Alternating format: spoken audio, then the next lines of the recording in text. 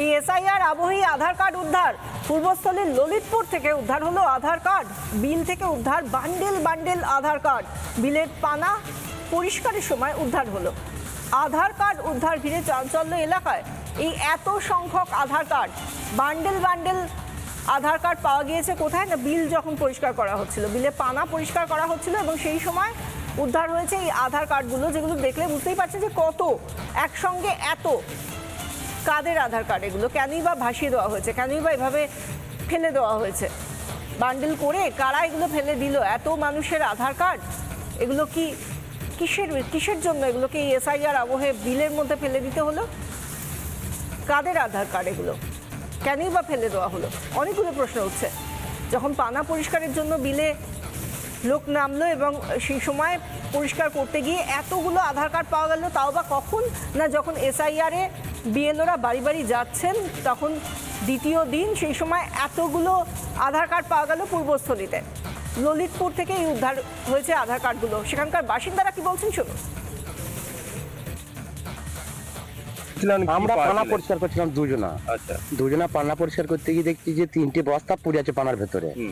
তখন দেখলাম যে এটা কি, তারপরে 2টো বস্তা ঠেলে দিলাম পানার সাথে, আর একটা বস্তা কাছে ডয় করে নিয়ে এসে তখন ডেঙা তুলে দেখি আধার কার্ড দিয়ে। এবার মাঠে 2-1জনকে ডাকলাম যে এগুলো কিভাবে পয়সা দেখছি, তো 2 বস্তা জলে ঠেলে দিয়েছি বিলের জলে, আর 1 বস্তা টেনে তুলে নিয়ে এসেছি।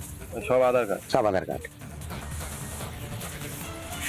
আধার কার্ড। যেখানকার স্থানীয় বাসিন্দা তারা বলছেন যে এখানে আমরা পানা পরিষ্কার করতে গিয়ে দেখছি যে এত আধার কার্ড, সত্যি এক নজরে দেখলে বলা মুশকিল যে কতগুলো আধার কার্ড রয়েছে, কতগুলো। একটা নজরে একবার শুধু দেখুন যে এগুলো সমস্ত আধার কার্ড কখন পাওয়া যাচ্ছে, যখন বিএলওরা দ্বিতীয় দিনের জন্য আজ যাচ্ছেন বাড়ি বাড়ি, এনিউমারেশন ফর্ম কিভাবে পূরণ করতে হবে, কি থাকবে, এই সমস্ত বোঝাচ্ছেন যখন, সেই সময় এসআইআর আবহে এই এতগুলো আধার কার্ড পাওয়া গিয়েছে।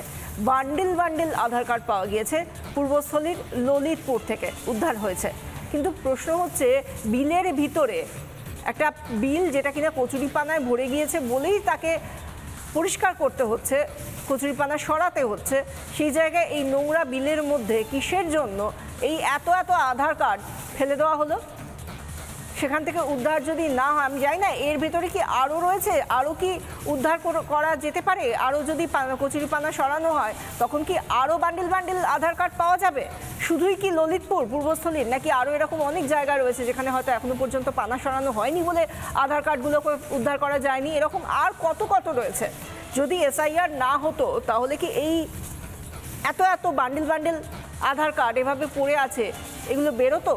নিশ্চয়ই কারোর বৈধ নয়। বৈধ হলে এভাবে বান্ডিল করে ফেলে দিতে হতো না বিলের মধ্যে, লুকিয়ে চুরিয়ে। তাহলে কেন হচ্ছে? এই যে শাসক দল বারবার প্রশ্ন করে বৈধ ভোটারের নাম বাদ যাবে না, এবং এসআইআরের যে কাজ, যে যাতে বৈধ ভোটারের স্বার্থ সুরক্ষিত থাকে এবং যারা অবৈধ তাদের যেই ভুয়ো ভোটারগুলো যেন চিহ্নিত হয় এবং তাদের নাম বাদ যায়।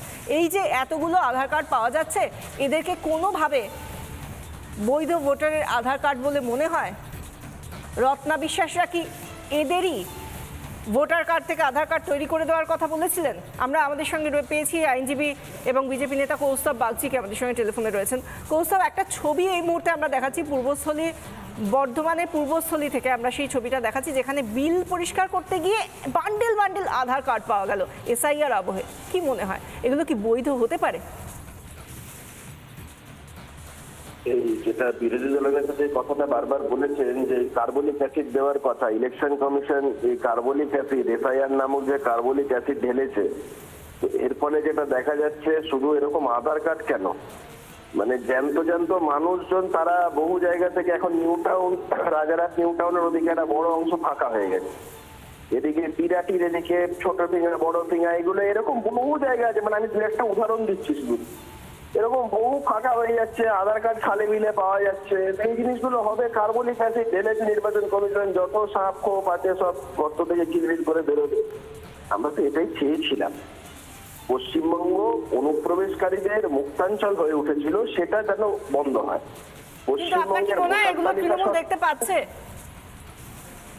হ্যাঁ, আপনার কি মনে হয় যে এগুলো তৃণমূল দেখতে পাচ্ছে? ওরা কি আদৌ দেখার মতো জায়গায় আছে? এগুলো কি দেখবে তারা?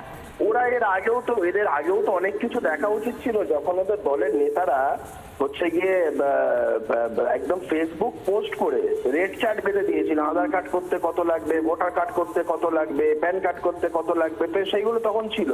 প্যান কার্ড না ধরুন জীবন জীবিকার জন্য অনেকেই লোকে করে, কিন্তু এই ভোটার কার্ড আধার কার্ড সেই জিনিসগুলো আলটিমেটলি ওরা যেভাবে যেই পদ্ধতিতে করেছে এইগুলো তাদের দলের লোকেরা তখন যদি দেখেনি এখন আর কি করে দেখবে, তবে এখন টনক নড়ছে বুঝতে পারছে। ধন্যবাদ কৌস্তব। কথা বলছিলাম আইনজীবী এবং বিজেপি নেতা কৌস্তব বাগচি আমাদের সঙ্গে ছিলেন।